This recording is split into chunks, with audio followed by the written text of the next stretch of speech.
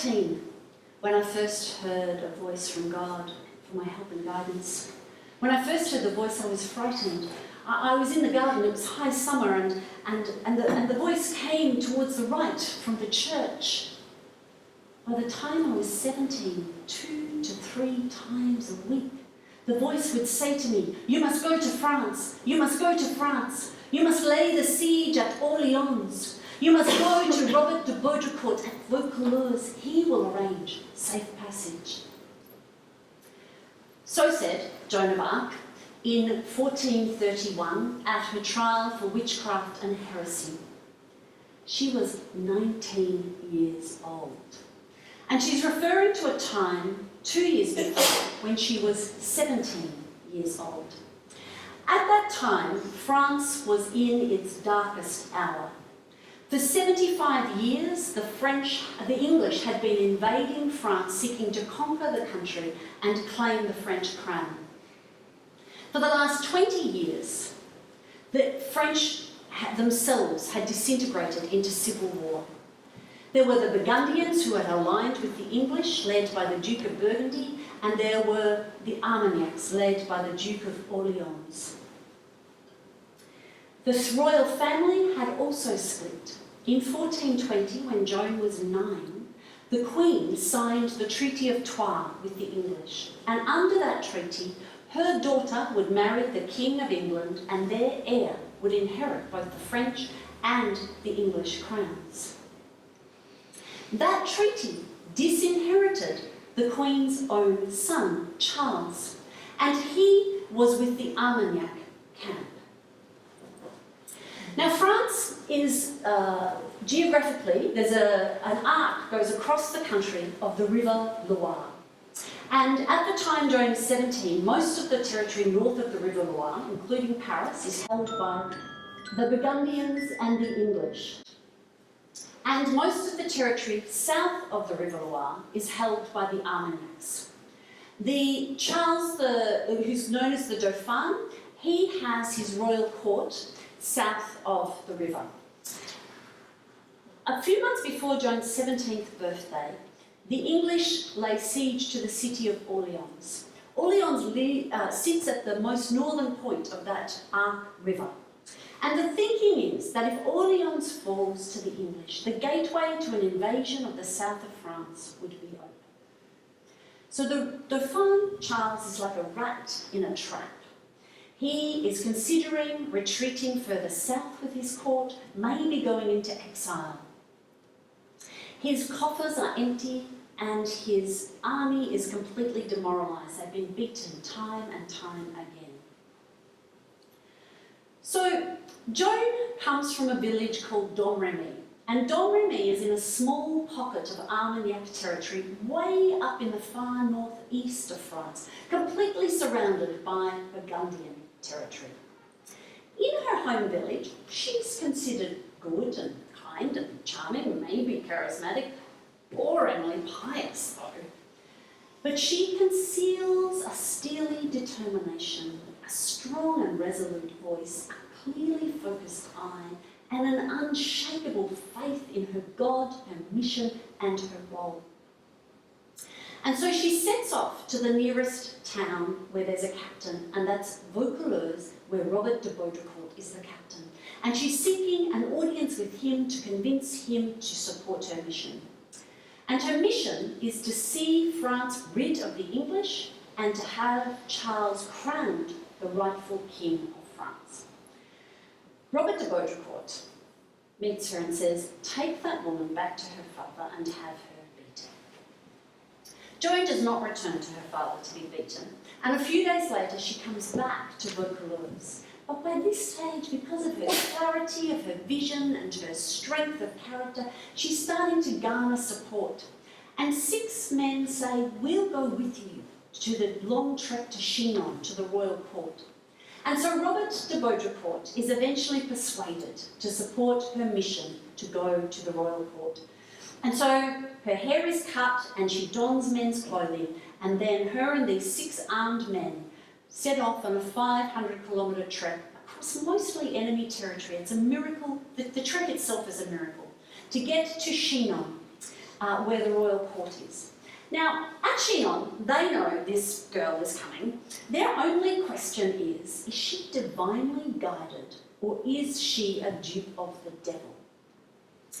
And when the Dauphin meets her, he can't tell. And so he sends her 150 kilometres further south to Poitiers, where all the religious clergy and learned men are. And she goes there.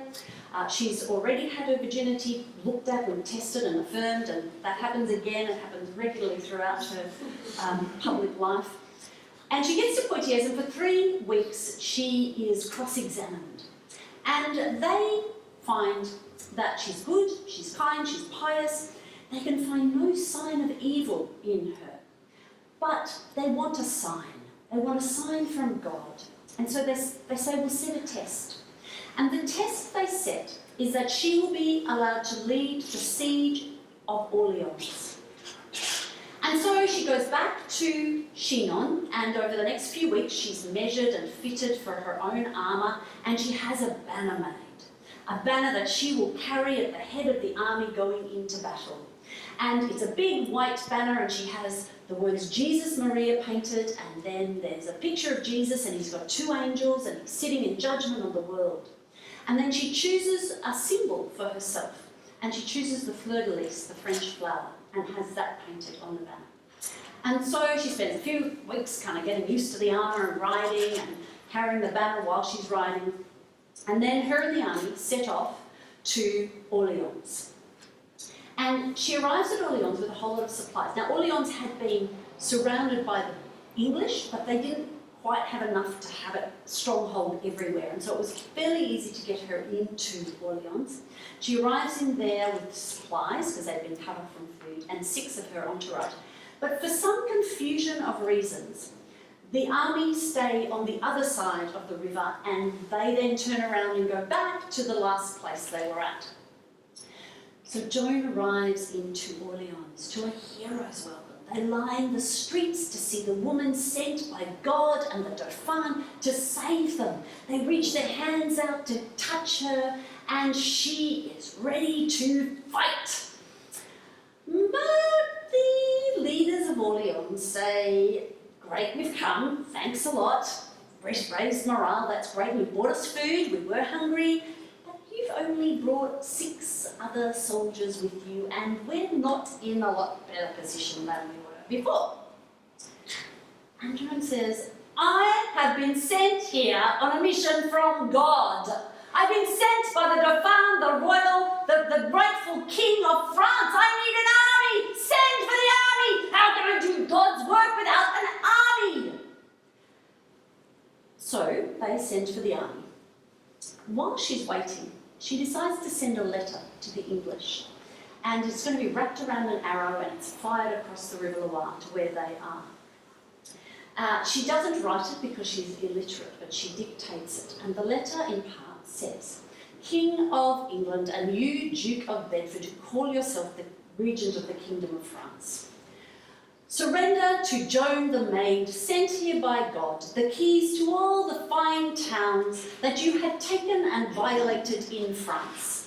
And if you do not listen, then I, Joan the Maid, will raise a war cry the likes of which have not been heard in France for 1,000 years. The English fall about themselves laughing. This is hilarious. They send back a letter saying, you're a troll, go back to herding cattle.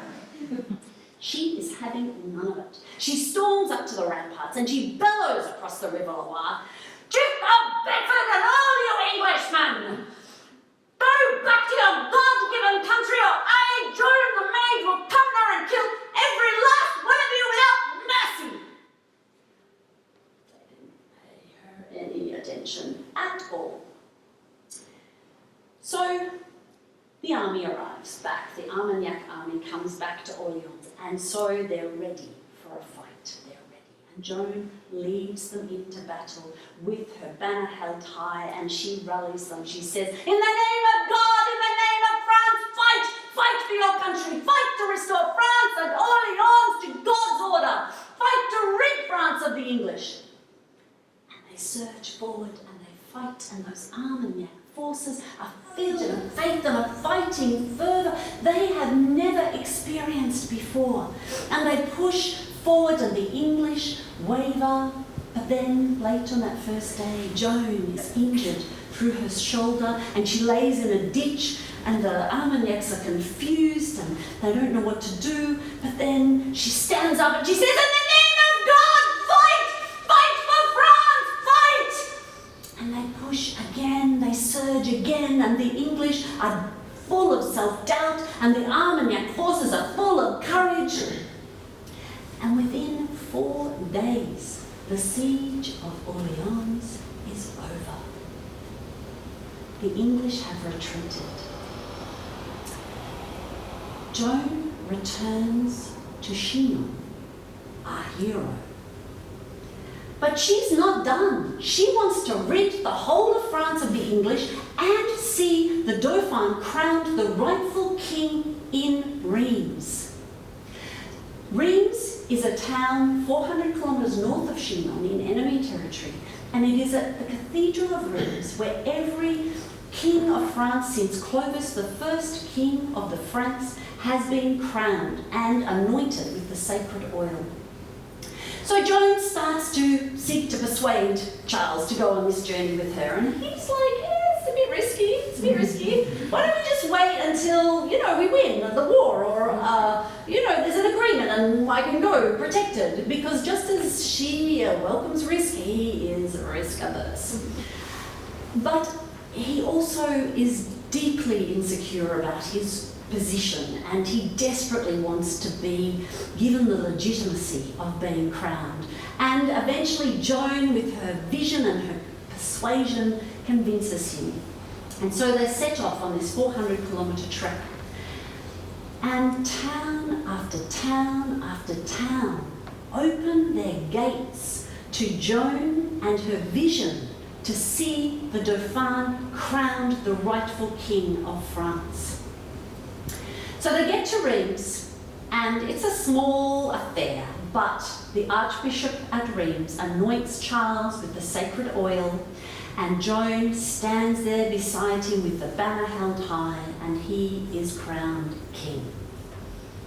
So at this height of Joan's favour with the king declares that Domremy, Joan's hometown, will be exempt from taxes in perpetuity. So for 350 years, the people of Domremy don't pay tax until the French Revolution. Changes all of that.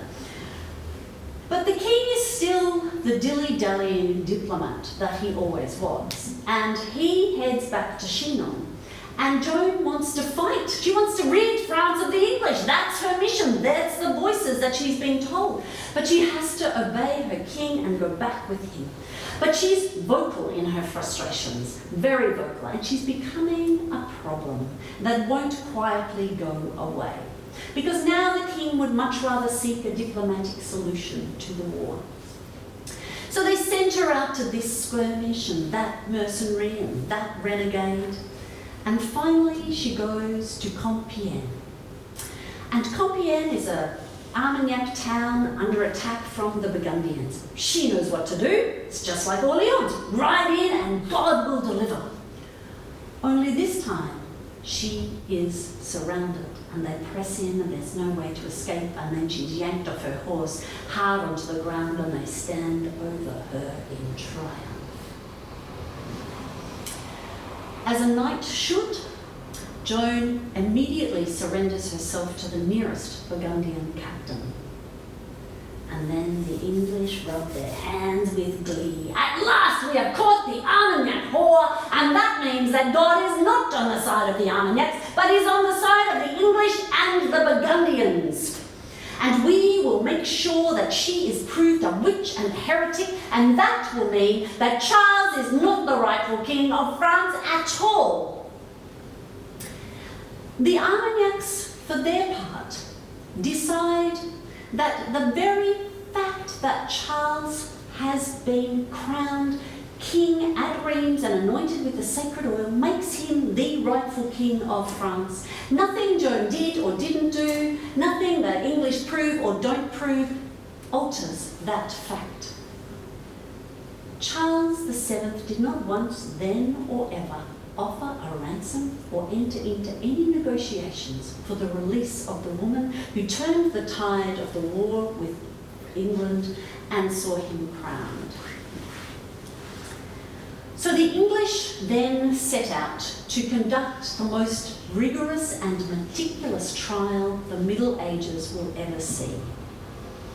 They are going to leave no stone unturned to make sure that this is an above-board process and that they prove without a shadow of a doubt that this woman is a witch and a heretic. So it takes them 8 months to bring this trial to a public hearing. And then Joan of Arc, who's 19, faces between 40 and 70 men in public hearings over 2 weeks. Those men are mostly double her age. They're all vastly more powerful, vastly more educated than she is. And over that time, her voice is strong and resolute, and she speaks with conviction, and they can't get what they want. So after 2 weeks, they decide to adjourn, and then they decide that they will continue the hearings, but in Joan's cell. Naturally, they can't fit that many of them in there, but they can fit about a dozen into her dark, cold, damp cell where she's shackled hand and foot. And there, soft and hard, cajoling and menacing, they duck and weave and trip to break her resolve. Like hounds with the scent of fox in their nostrils, they barrage her. And finally, she gives them something that they seize upon. She talks of an angel walking upstairs with a crown for the king. And they all know that visions from God are ethereal. They don't walk upstairs and they don't carry things. Visions like that are the work of the devil. But they want more. They want Joan to submit to the church. So they adjourn for another 2 weeks and then they come back. By this stage, she's sick. She's been in prison for 10 months. She's comforted by the voices of St. Margaret and St. Catherine, but she's told them way more than she wants to about her voices and her relationship with God. She's also comforted by her doublet and her tunic that is tied in elaborate knots around her to keep the groping, menacing, predatory hands of the men who are her captors. So they come in and they say, "Will you submit to the church militant here on earth, to the Holy Mother Church in Rome?" "It is to the church in heaven that I submit. It seems to me that God and the church are one in the same, and there should be no difficulty with that. Why do you make it such a difficulty?" So they leave and they come back, and this time, 2 weeks later, they take her to a room full of the implements of torture. Jagged metal teeth, beds of barbs, screws and racks. And she says, "Truly, if you were to tear me limb from limb, if you were to separate my soul from my body, I would tell you no more." They leave. But even though her words are defiant, like water running down a hill, a drip is seeping through her courage. The next time they come and they take her to a scaffold they had built over the graves at the cemetery at Rouen. And there is the executioner and a sea of men who berate and barrage and cajole and persuade and prosecute her. And finally the bishop says, "You leave the church no choice but to abandon you to the secular arm to be burned at the stake in the purifying fires." And a wave of terror steals through her. And she says, I submit. I wish to submit to the church and her judges. And they fall about themselves, slathering at the mouth to get her to sign her abjuration, her confession. And they take her back to her cell, and she bows her head, and her hair is shaved, and she's given women's clothing. But 3 days later, they're called back to her cell, and they go in, and she's agitated and distressed, but they don't see that. All they see is that she's in men's clothing again. "It is only right and proper that I wear men's loathing if I am to be surrounded by men? And what of the promise that I might have mass and have these shackles removed? I would rather die than live in irons. Have you heard the voices of St. Margaret and St. Catherine? Yes!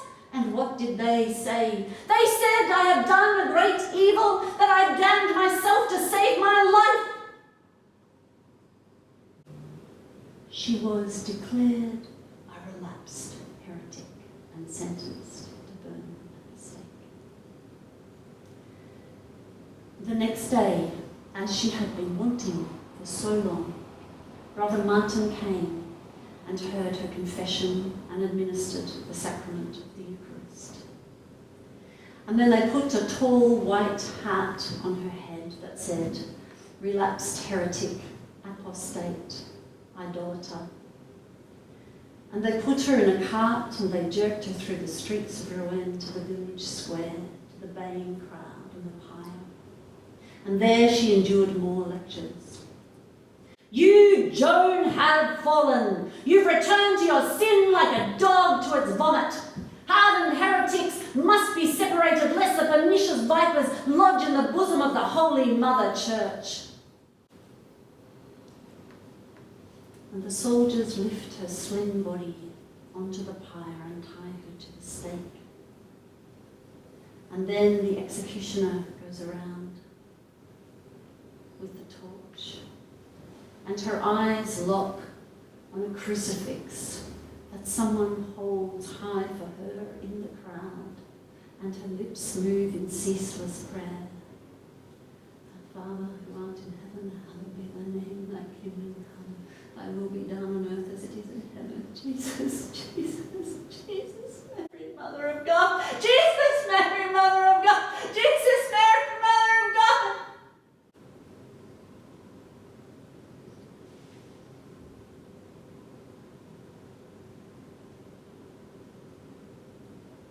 They say her head slumped in unconsciousness before the flames reached her body.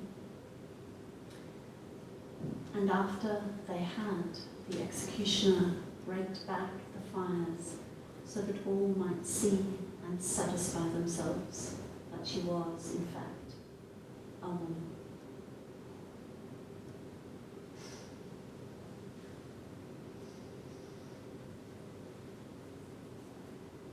Joan of Arc's public life was for 2 years. The first year she was a soldier, the second year she was a prisoner. Her vision and strength and